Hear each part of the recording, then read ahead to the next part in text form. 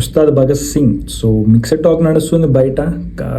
So review కాదు కానీ నా ఎక్స్పీరియన్స్ చెప్తాను. నేను మూవీ చూసిన తర్వాత కంప్లీట్గా నా ఎక్స్పీరియన్స్ ఏంటంటే, బీయింగ్ అనదర్ హీరో ఫ్యాన్గా I have a chance negative చేయొచ్చు, బట్ అట్లాంటివి మనం ఎప్పుడు మన ఛానల్లో చేయలేదు.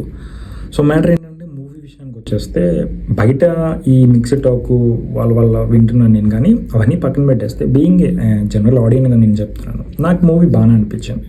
కింద మీరు ఏంటి ఈ ఇంత స్టోరీ లేదు, క్రింజ్ కామెడీ ఉంది, అలా నచ్చిందని చెప్తున్నావు, అది అన్నీ కాదు కానీ నార్మల్ ఒక జనరల్ ఆడియన్గా చెప్తాను. పవన్ కళ్యాణ్ గారిని ఏంటంటే, మనం ఎక్కువ ఎలివేషన్ షాట్స్ ఉన్నప్పుడు, ఆ మేనరిజం సీన్స్ ఉన్నప్పుడు, ఎస్ ఈయన ఈజ్ వెరీ వెరీ ఆరా ఉంటుంది కదా, అది ఇంపాక్టబుల్గా ఉంటుంది అనమాట.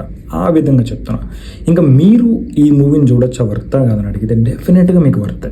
ఎందుకంటే ఆఫ్టర్ ఏ లాంగ్ టైం తర్వాత, back to back OG film తర్వాత మళ్ళీ ఒక ఫ్యాన్స్ కావాల్సిన స్టఫ్ని అంతా కూడా హరీష్ శంకర్ గారు ఫుల్ఫిల్ చేశారనిపించింది నాకు. మెయిన్ సినిమాకి హైలైట్ ఆఫ్ ద థింగ్ ఏంటంటే డైలాగ్స్ ఎంత బాగా రాసుకున్నారంటే, ప్రతిదీ కూడా ఒక్కొక్క పంచ్ పేలేలాగా. మనం ట్రైలర్లో చూసిన దానికంటే డబల్ ఉంటాయి మూవీలో. So being a general audience, commercial films మీకు నచ్చితే అదే ఫార్మేట్లో వెళ్తుంది. కొంచెం డ్రామా ఎక్స్ట్రాడరీ ఉంటుంది, కానీ అవన్నిటిని పక్కన పెట్టేస్తే ఒక వేలో వెళ్ళిపోతుంది అబ్బా, ఒక ఫ్లోలో వెళ్ళిపోతుంది. సో మీరు ఒక వన్ టైం వాచబుల్ అనుకోండి. సో బయట రివ్యూషన్ పక్కన పెట్టేసి మళ్ళీ పవన్ కళ్యాణ్ మూవీస్ ఏ టైంలో రిలీజ్ అవుతాయో మనకి కూడా తెలియదు. బ్యాక్ టు బ్యాక్ ఫిలిమ్స్ వస్తున్నాయి కాబట్టి ఇప్పుడే చూసుకుని థియేటర్లో ఎంజాయ్ చేస్తే బెటర్. ఆ విధంగా మీరు ఒక పవన్ కళ్యాణ్ గారి ఫిలిమ్స్ లైక్ గబ్బర్ సింగ్, ఈ కైండ్ ఆఫ్ సబ్జెక్ట్ ఉంది, గబ్బర్ సింగ్ అలా చూస్తారు కాబట్టి ఆ ఫార్మేట్లో ఉంటుంది కొంచెం అటు ఇటుగా, ఆ బేస్డ్ స్క్రీన్ ప్లేనే.